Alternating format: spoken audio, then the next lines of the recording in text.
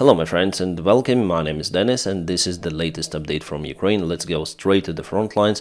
Russia moved today towards Donetsk and Orlivka more. This is still the Avdiivka direction. Russia occupied Avdiivka already long time ago and propelled forward. Let's measure the distance from the settlement to the front lines, how far Russia went.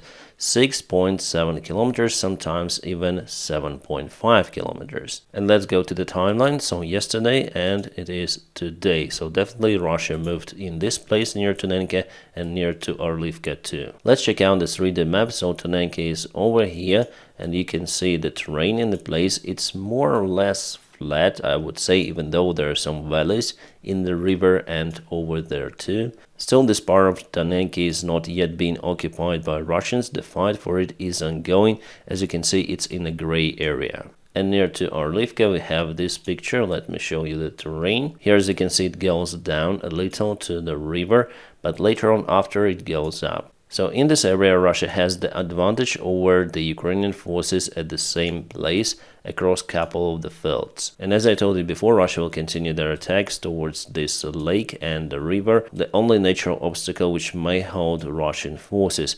Ukraine built some of the defense lines in the place, but according to some of the media sources, those defense lines are not that robust as expected. Ukraine was concentrated on offensive missions in 2023, so the crucial time was spent for preparing for offensive, not for defense, for example in Avdiivka. We know that Russia has many more of their resources, that's why they are able to construct defense lines at the same time preparing for offensive operations. Ukraine is quite limited in its budget and also in military resources. Sometimes we see that Ukraine tries to perform some certain counterattacks in a place, stopping many of the Russian mid waves, but in general those counterattacks are unable to stop advancing vector of the Russian army towards this place. And we have the confirmation about the Russian advancement from the Maikos 73. Yes, Russia is losing lots of the forces on the way, but it's not stopping them in general. They're willing to sacrifice their people, their soldiers, their vehicles,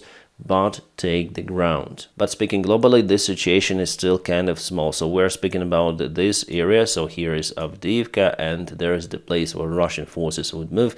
But here we have the border of the Donetsk Oblast. So the goal for Russia is to advance to all of this area to take it under control. I think that it's not possible even for Russia and even in Ukrainian kind of terrible state with military munition. For this winter campaign, Russia took the similar area that Ukraine was able to liberate, for example, at this only direction. Yes, Russia advanced in Bakhmut area at some spots, but Ukraine still was able to liberate many of the areas during the summer counteroffensive. And if we check the latest update for a couple of days, Russia lost 142 of the vehicles, Ukraine 24. The ratio of losses is 1 to 7 almost. And the main jump is done, as I say to you, by FPV drones. FPV drones.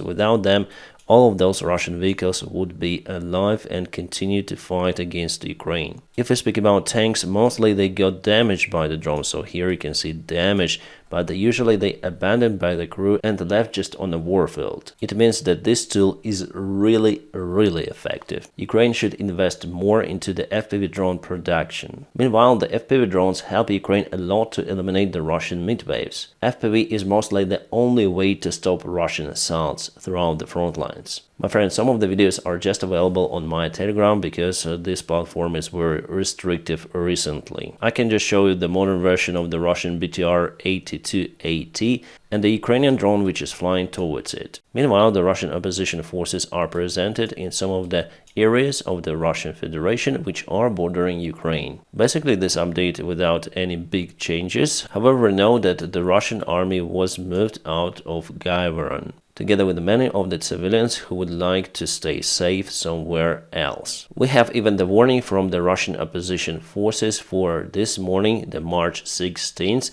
that they're gonna start the assault operation, probably expanding their bridgeheads in Belgorod Oblast. They called civilians to leave the territory to avoid casualties. They guarantee the humanitarian corridor for the local population between 9 p.m. today and morning time 7 a.m. Still, I do not think that they have major force to advance towards Belgrade city. However, Belgrade is under the constant fire by unknown UAVs. But still, I think that Russian opposition forces, I call that name the Legion of Freedom and the Russian Volunteer Corps, just not to say those long names. So Russian opposition forces, they have many tanks and infantry fighting vehicles, which means that they might advance to some of the areas and hold them for a very long time, as they did in 2023, being presented on the Russian soil for more than 2 months. One more video was filmed from the drone showing the tank of the opposition forces. I obviously will share those on my Telegram. You may find it in the video description just below. The issue with the Russian opposition fighters is very serious for Putin. He is very concerned about the case. He even talked about it in his today's address, saying that Russian forces were able to repel those international mercenaries he called his own people because those opposition fighters are Russians. Well, I'm sure that they are backed up by Ukrainian army and they also got the equipment from Ukraine, but mainly those are Russians. And yet Russia is not able to drive them out from its territory. This is the Ukrainian fighter jet MiG-29. This picture was taken from the ground, and here, as you can see, the French aviation bomb. ISM-250 Hammer. French supplied lots of those to Ukraine. They promised to supply 50 of those bombs each month. Probably one was already used because it's missing. You see that the leading edge of the wings plus the elevators are painted in the Ukrainian national color. It is done purely to identify the airplane by our own friendly forces. For example, some guy would see the airplane with a man pad and he would understand, okay, this is the Ukrainian airplane flying. The same our forces done with helicopters, painting many of the Ukrainian flags on the bottom, on the sides, and everywhere. This night, the Kalushsky oil refinery facility was targeted by unknown drones. It is located quite far away from the Ukrainian border, very close to the Moscow Oblast. Russia attacked Odessa today. Many people lost their lives and many were wounded, mostly firefighters, medics, and people from the rescue team. They went to the place to help civilians after the first strike, but later on Russia targeted the same spot. A terrible day for Odessa and also for Ukraine. The Russian Putin's elections started today. They will take 3 of the days, 15th, 16th and 17th of March. As you see, they went hot at some of the places. This is the job of Ukrainian GUR, the military intelligence. They have some data of the Russian citizens, and some Russians have debts in the bank that they are not willing to return. So somehow GUR says that if you want not to pay your debt, you can do our tasks. And in many of the cases, Russians do it. It's the pure brainwashing, but it works. There were many of the fire cases recorded, and it's just the first day of the Russian elections. Or Putin's elections, it's better to say. Because no one has a doubt that Putin will win this run against nobody. Also, some of the Russians do this stuff with ink. Quite interesting. The life hack from the Russian election system, they put the special pens with the ink that could be removed. Russia, as usual. Also, the Russian local MP who is blind inspected the local room for voting. Can we say that they show him something? The black screen here, they show him something.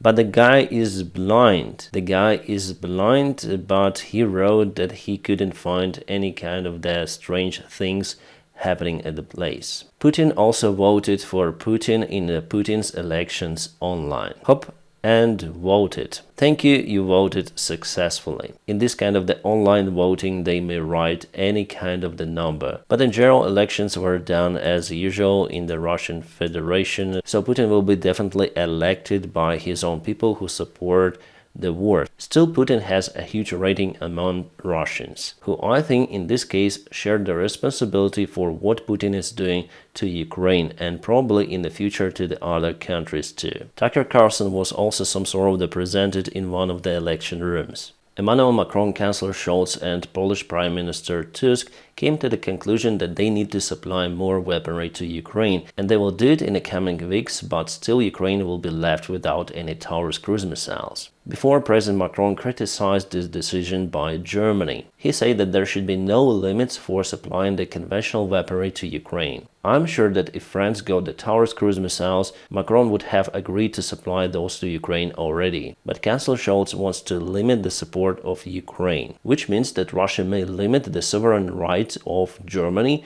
to support some of the allies. That's the main reason that Macron said that there should be no limits. Well, we are not speaking about nukes or something, but Ukraine should get all of the tools. At the same time, Der Spiegel says that the German Foreign Ministry is working to supply Taurus cruise missiles to UK. They try to do it secretly, and later on UK will supply Taurus to Ukraine.